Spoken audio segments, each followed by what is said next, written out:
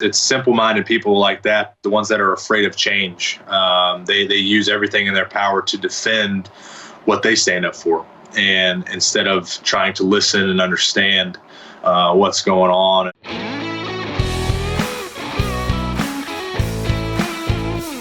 This stupid story out of NASCAR. I have not been following this story. I mean, I've been following it, but I haven't been reporting on it. I'll tell you why in a minute. I'll tell you why I haven't been reporting on it. They said they found a noose in the NASCAR driver Bubba Wallace's garage at the Talladega Superspeedway, right? And Bubba Wallace, I think, is the only full-time black NASCAR driver. So let's see how CNN plays this thing. Let's play the CNN montage about this. Horrifying, racist, jarring, disturbing, heinous, perverted, ugly, cowardly, dreadful, hateful, stunning, shocking, appalling, disgusting reminder of who, again, this sport is for. A noose found in the garage stall of Bubba Wallace. Obviously, this is completely appalling, but do you think it's surprising? No, it's not surprising at all. And NASCAR is often considered a sport that is tethered to white folk, tethered to the South. The Confederate flag in a sport that is overwhelmingly white and certainly dominant among Southerners. And NASCAR has been trying to somewhat move away from it. And I say somewhat in kind of air quotes.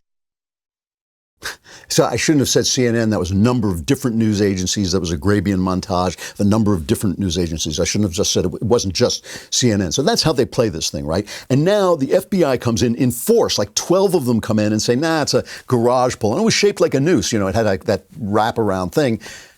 Although we don't know that's necessarily racist, but it was there for months and months. So it was there before Bubba was ever in this place. It had nothing to do with him, right?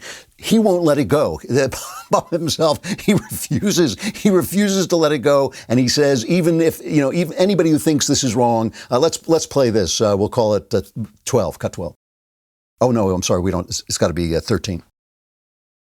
People are entitled to their own opinion to make them feel good, whatever help them sleep at night. It's just unfortunate circumstances and in a terrible time that we're in right now. Year 2020 will be one year to for sure forget moving forward. But it's simple-minded people like that, the ones that are afraid of change. They use everything in their power to defend what they stand up for, and instead of trying to listen and understand what's going on. So it's another non-story. It didn't happen, never happens, not a thing. It has nothing to do with him. It was there before he got there. 12 FBI agents, I think it was, maybe 15, went in and investigated this. They cleared. I mean, this is instead of, arresting rioters and things like this, guys pulling down statues. This is what they're doing because it's the story. Let me ask you this. What if it was real? I mean, it's never real. This stuff is never real. I mean, it's almost never real. But what if it was? So what? So what? So there's a racist. So somebody's a racist. It's a country of 300 million people. There's a lot of bad things in this country. There are people who want to sell your children the idea that they can change their sex. How crazy is that?